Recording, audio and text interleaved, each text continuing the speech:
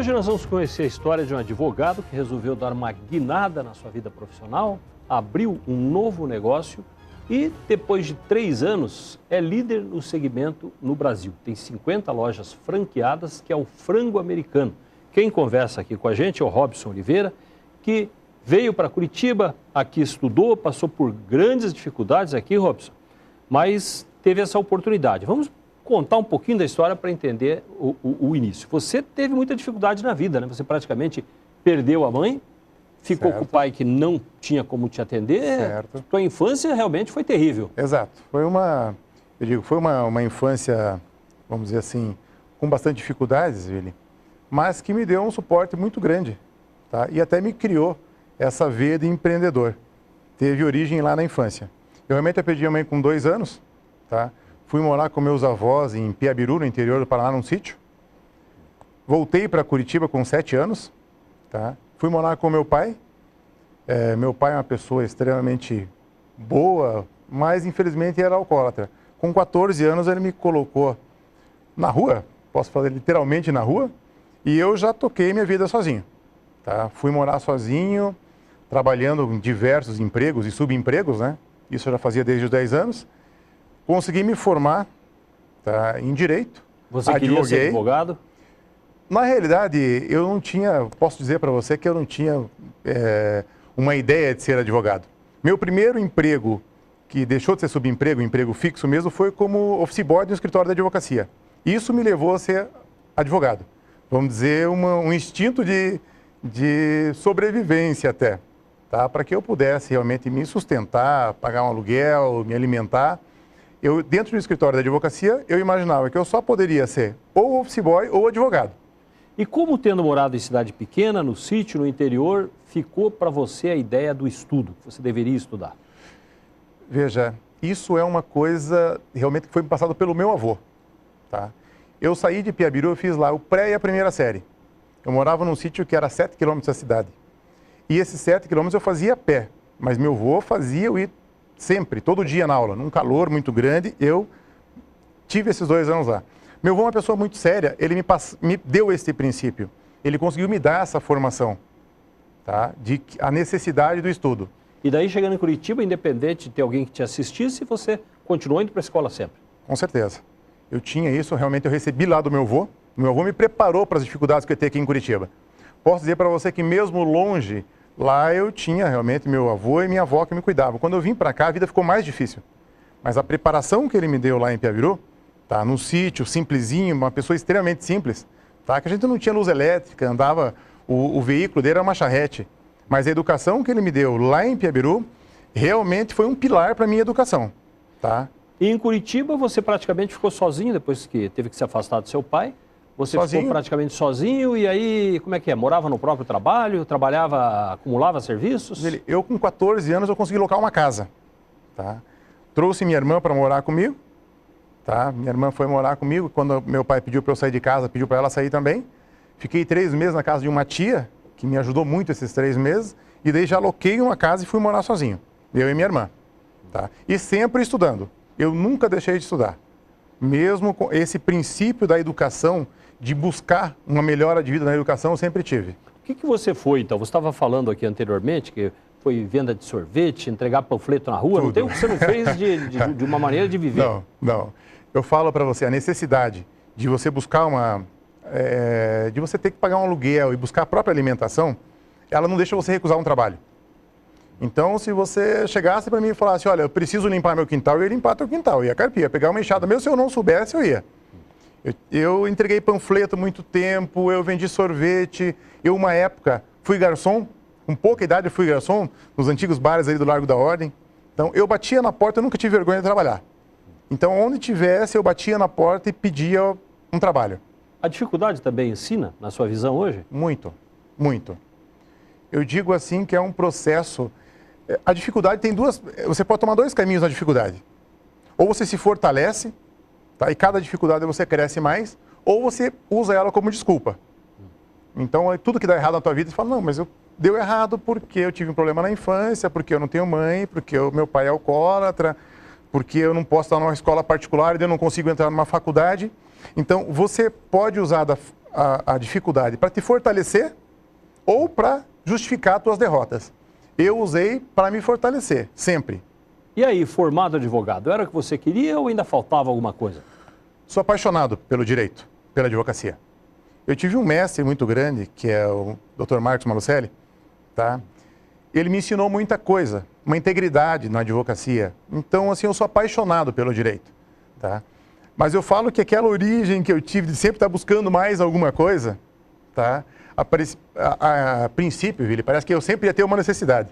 Então, eu fazia questão de ter uma outra fonte de renda, tá? Ou uma outra porta aberta para um outro horizonte. E o empreendedorismo, ele nasceu como? Porque você não tem na família essa referência, né? Não teve uma referência de empreendedor. E mesmo profissionalmente você teve ajuda, mas de pessoas que estavam no direito e que te levaram para o estudo. De onde que nasceu a visão empreendedora que te levou para os teus negócios depois? Eu vou falar uma coisa que é bem interessante, Vili. Eu construí uma casa, tá? Essa casa eu construí trabalhando de estagiário e fazendo empregos no final de semana. Quando eu construí uma casa, tá? Uma casa própria, e entrei dentro dessa casa, parece que eu me senti muito mais forte. Parece que nada mais me segurava. Eu perdi o medo de empreender. Você sentiu que tinha capacidade para fazer as coisas? Eu já tinha um porto seguro. Então, dali para frente, parecia que as coisas seriam muito mais fáceis para mim. Que parte dos meus problemas estavam resolvidos. Então, quando você perde, eu posso dizer para você que quando você cria coragem de empreender, você realiza coisas que você nem imagina. E você daí já tinha o seu diploma, já tinha uma profissão, mas você tinha alguma ansiedade de fazer algo mais, mas você não sabia o que é que seria, né? Não, como é que foi? Não. A paixão pelo empreendedorismo já veio antes. Eu já tinha o primeiro auto center que teve ali na região de Pinhais, um auto center grande, foi eu que abri, tá? Depois vendi. Você entendia não tinha disso? nada, eu nunca entendi. Pela oportunidade só? Nem pela oportunidade. Eu falei, olha, eu acredito que vai dar certo abrir um auto center, tá? Mas eu continuei muito dedicado com a advocacia. Não me dediquei, por isso que eu vendi. Eu continuava só advogando, tá? Não conseguia largar da advocacia para me dedicar a um outro projeto. E aí, como é que surgiu? Porque você foi parado aí no frango americano, que hoje é, pelo menos até aqui, né? Outras ideias têm surgido, mas nesse momento é o frango americano, que ficou famoso em Curitiba, se expandiu pelo Brasil com as franquias. Certo. Como é que essa ideia apareceu? Uma coisa interessante, tá? Bastante coisa desse projeto são histórias. Eu estava assistindo um filme, eu não posso precisar, mas era um filme de tarde, de um sábado ou de um domingo, eu estava assistindo um filme à tarde com meu filho, tá? E meu filho tinha pouca idade ainda, tinha aproximadamente 18 anos, hoje ele está com 18, e nesse momento eu vi o filme, eu vi um pessoal parar numa lanchonete nos Estados Unidos, comprar um frango, um balde de frango, e colocar no carro e sair comendo. Frango em pedaços. Eu gostava muito já era um consumidor de frango frito. Falei para ele, olha, eu vou abrir um negócio desse ainda. Meu filho acreditou muito em mim, sabe? Sempre acredita muito nas minhas ideias. Por mais loucas que sejam, por mais audaciosas que sejam, ele sempre acreditou nas minhas ideias. E ele sempre falou, pô, que legal, pai. Ele sempre me incentiva as minhas ideias. Que legal. E eu fiquei incubando isso, pensando no momento de fazer isso. E eu não tive um planejamento maior para isso, velho. Eu tinha a ideia e falei, vou fazer. Mas você começou a testar em casa, a verificar como é que seria? Porque, na verdade, você começou sozinho, né? Sozinho. É intuitivo, ele. Eu tinha tanta certeza da ideia que eu não fiz nenhum teste em casa. Eu aluguei um ponto. A hora que surgiu um ponto, eu passei, poxa, esse ponto acho que dá certo para o que eu vou fazer. Tem um lugar para estacionar, eu quero um negócio grande. Eu abri esse ponto. Eu aluguei esse ponto.